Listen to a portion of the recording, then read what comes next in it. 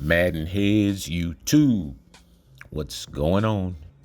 It is your boy, Coach DC, coming back at you today with another video. And today, fellas, we are going to get into attacking the football on defense. As you see right here, me coming downhill with Curse, giving y'all a little bit of mud action here. Well, Ultimate Team, excuse me. Yeah, giving y'all some Ultimate Team action.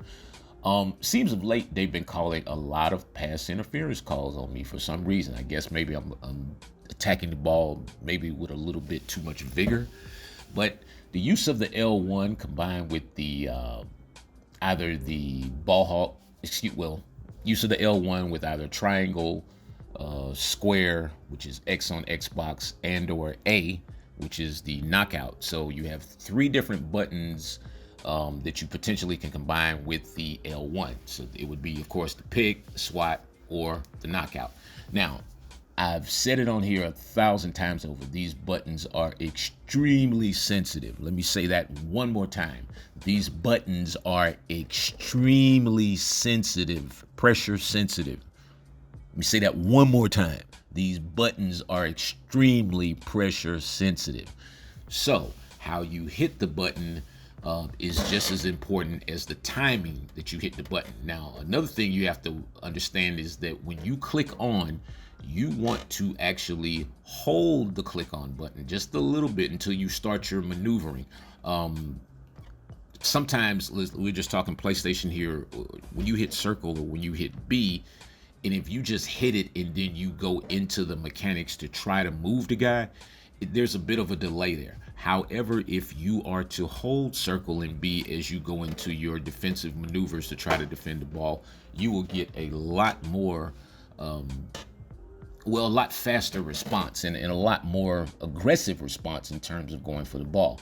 Now, a lot of people, even if you turn off the ball hawk on the game or the defensive assist button as it's known as in some circles, even if you cut it off, it does not matter. You're still going to get that animation or get the start of that animation to be a little bit more aggressive when you use L1.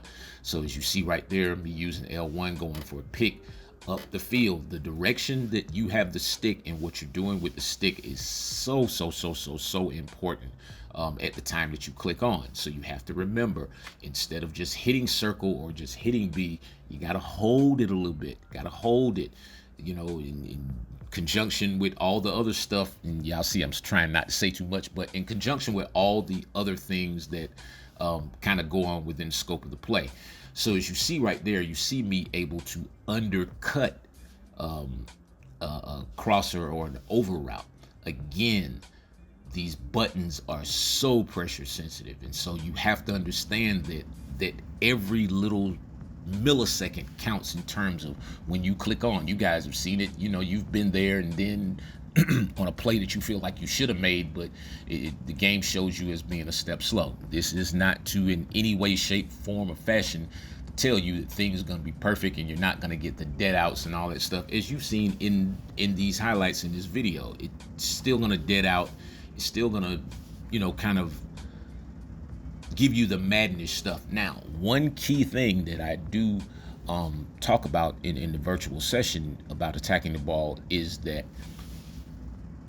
even if you don't get the click on, your mechanics are still important because they have influence over the other defenders. So let's say for some reason the game is dumbing out and you're not able to click on to the defender for some reason, whatever.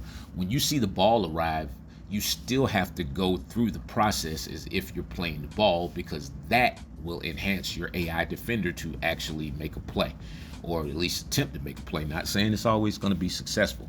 So in the perfect world, in the perfect sense, you would automatically just get the click on that you want, but we all know that doesn't happen in Madden. So another thing about clicking on is, I think it's of my opinion that especially on deeper passes, you should wait a second before you actually click to the defender. You should kind of get clarity as to where the ball is going. You have a lot more time than you think. But again, if you just simply go through with whatever the attack, whatever the animation is that you're trying to create, if you go through with it, whether you get to click on or not, as you see right there with Jesse Bates just coming downhill from a long way away, you will get guys who are gonna make plays. Now, the drawback to this, as you see on that play, is if you get the wrong click on and your mechanics are right, you can easily pull a defender off of an offensive guy as well, as you saw right there. And so that was just simply, and again right here, me not getting the click on that I wanted because I may have clicked a little early. That's the reason why I say you might want to delay your click ons just a little bit, especially on deeper passes, so that you're just getting the right guy. So as you see right there, you see my guy just start that, the corner who peels off, he starts to come over towards the ball, and you see the kind of crazy angle he took trying to go for the pick. Again, you see my other guys responding because I'm fulfilling my mechanical obligation to the guy that I'm on with going for the interception. I didn't even know that I was going to get that pick. I thought I was going to click to somebody else. But as you see, when you go through with the actual ball hawk, which is L1 plus triangle or L1 plus square, or L1 plus A. Now these are all on Xbox. These are X, Y, and A. But I'm sorry, X, Y, and A.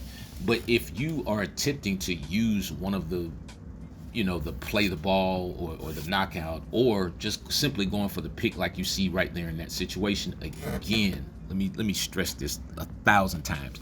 The buttons are pressure sensitive. I'm trying to help you here, people. The buttons are pressure sensitive. If you need more information, you want the clear version of this video, just go by the virtual. It's on the Coach DC 404 site. Again, I just try to give you guys as much as I can give you in here. Trust me, this stuff goes way deeper, and the guys who frequent Coach DC 404, they know that. They know, exactly kind of what I'm talking about in this situation. But you have to be able to get a reaction from your defense. There is nothing more frustrating to me than when I play Madden and a ball is thrown and I know I should be able to defend it and nothing happens. And so this is the part where EA kind of, I would say, purposely drops the ball, from year to year with this algorithm stuff, because this stuff affects your defender's ability to play the ball. You see it in games where you might see a guy with no ability or nothing. He'll come from 30, 40 yards away at full speed and make a play where he has no business making play.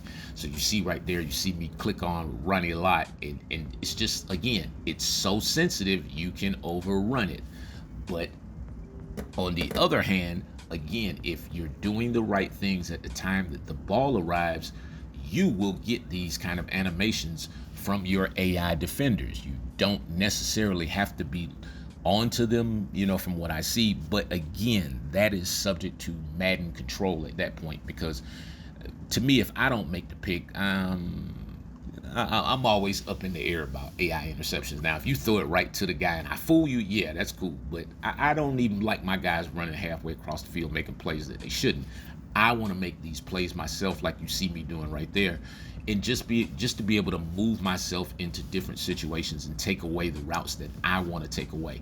I want to always be able to force my opponent to go someplace where he does not want to go. That is the main thing, fellas. On this game, you have got to take away something.